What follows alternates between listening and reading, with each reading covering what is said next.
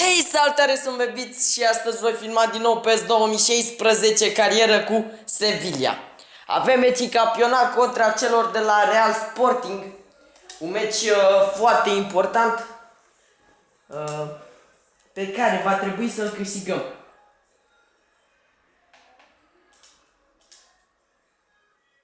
Acesta va fi primul 11-le nostru, un prim 11 ce sper eu să ne aducă toate cele 3 puncte.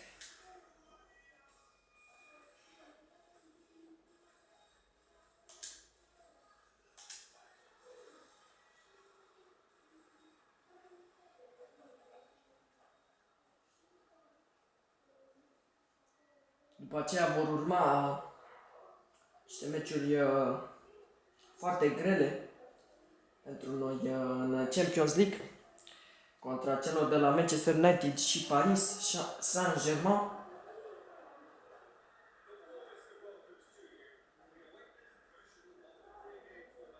Și peste puține momente va începe meciul dintre Real Sporting și FC Sevilla.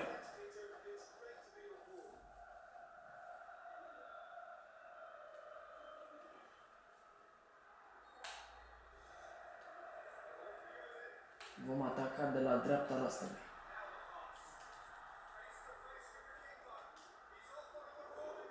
Și deja Real Sporting are prima ocazie.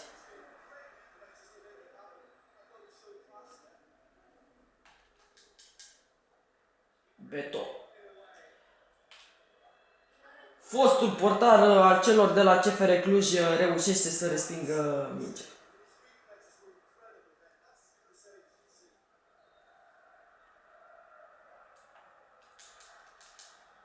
Începem foarte prost acest meci, incredibil de prost.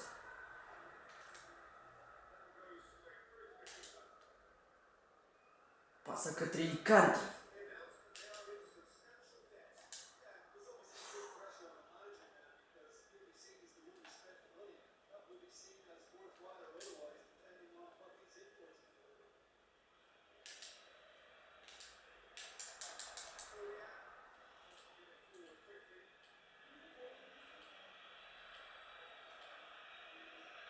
Lopez.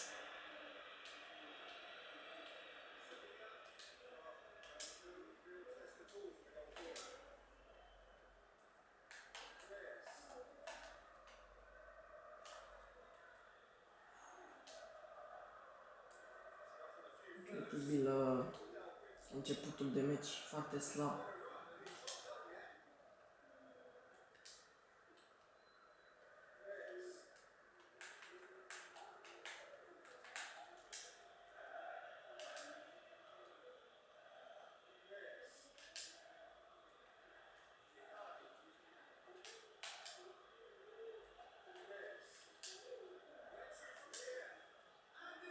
Și este 1-0 pentru Sevilla. Gol Icardi.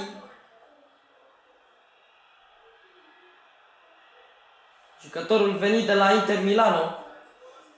Icardi înscrie un golazo.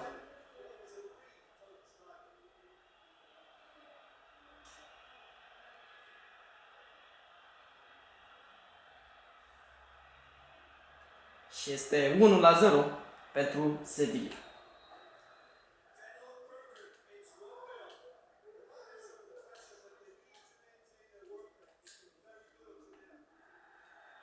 Și este fault.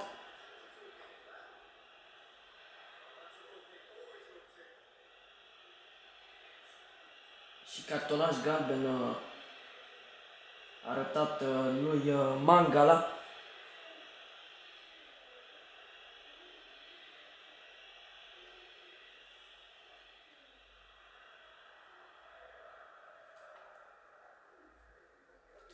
Real Sporting are o șansă importantă de a marca. Și este din nou fault incredibil. Mangala în doar 2 minute faultează de 2 ori și este eliminat. Incredibil.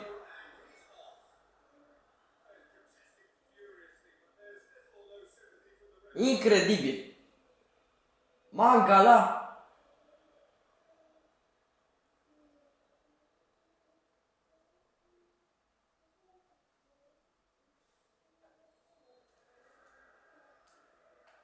Vom juca în 10 oameni și este gol. Real Sporting egalează.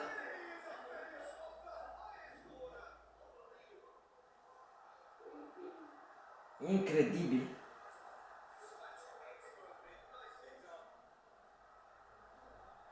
Și este 1-1. Vedem pe Beto.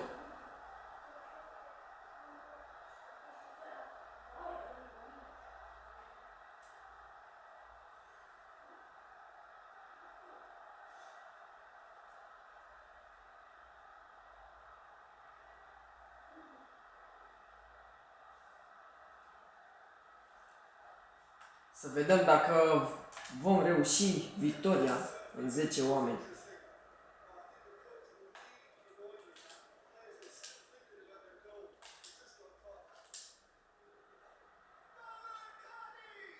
Icardi. Zonzi. Și este o deposedare în regulament.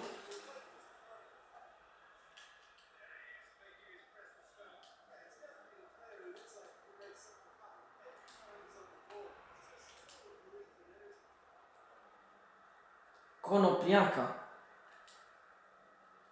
Pasă către Icardi.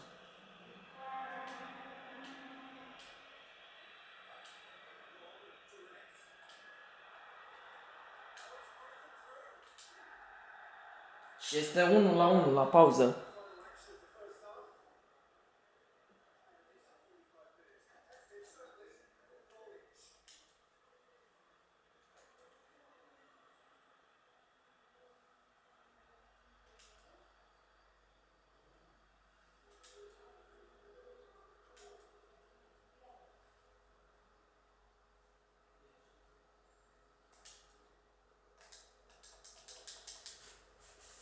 Vom face o schimbare.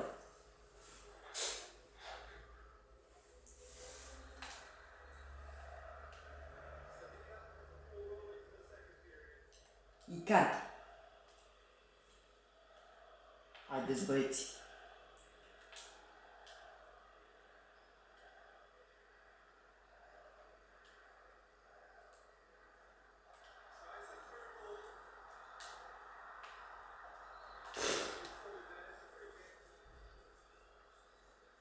Prea multe faulturi comise de noi în acest meci.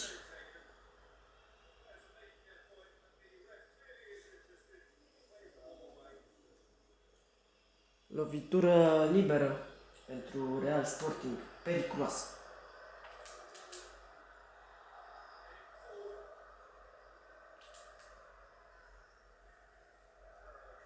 Icardi.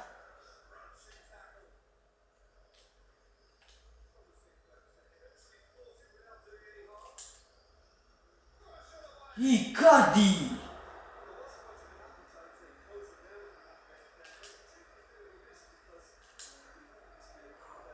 Și este... Nu! Vroiam să zic autogol.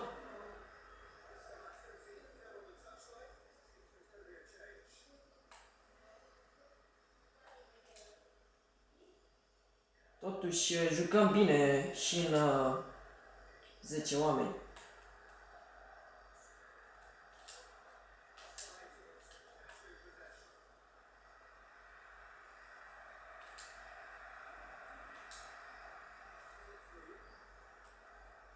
Alberto.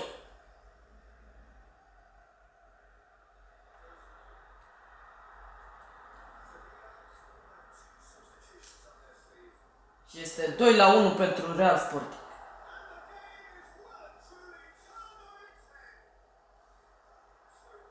Incredibil.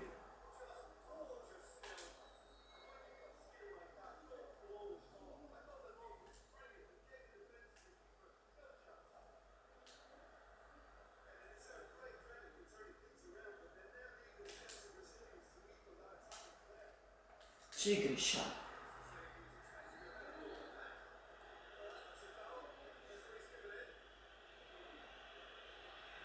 este din nou o lovitură liberă pentru Real Sport.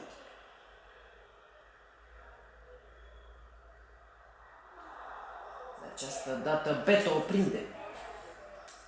Mingea. Reyes. Cardi.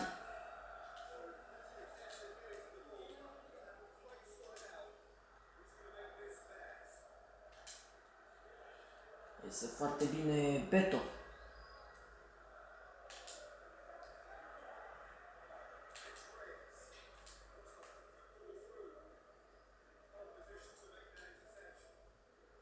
Este minutul 86. Enzonzi încearcă un șut de la distanță.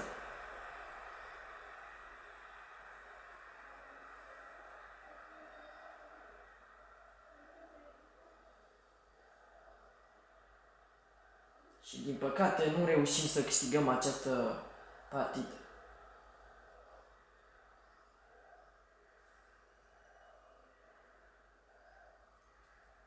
Ba mai mult. O pierde. Dar să vedem. 4 minute arătate de la Magile.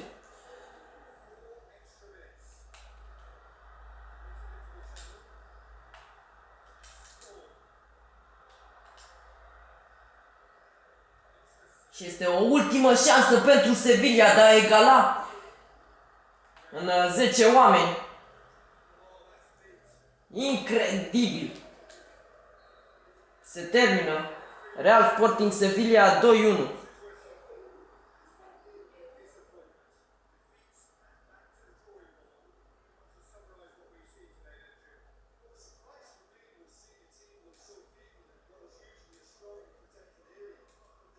Incredibil!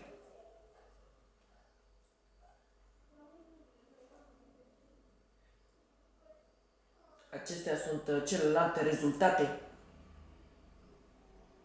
în această etapă. Alaves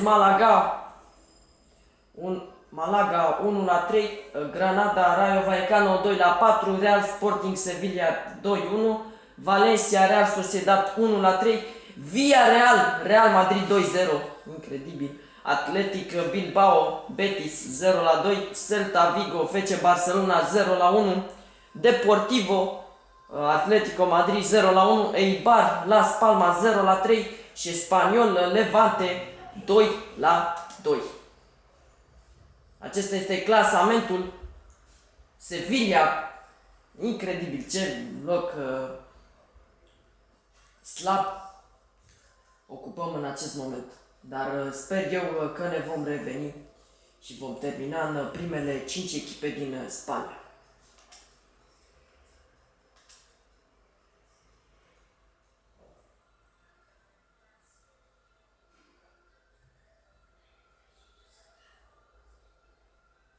Urmează selecția de jucători. Să vedem ce jucători vom avea la națională.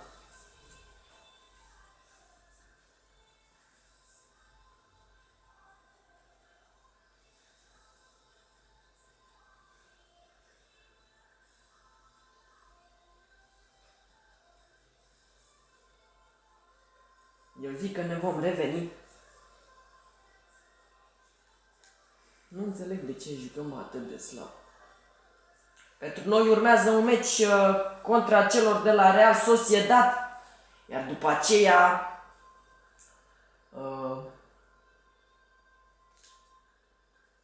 meci din Champions League cu Paris Saint-Germain. Aceștia sunt jucătorii noștri trimiși la națională.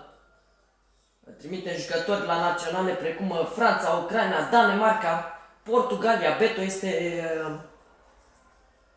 selecționat ca portar pentru Portugalia, Franța, Argentina și Polonia. Cam atât și pentru astăzi.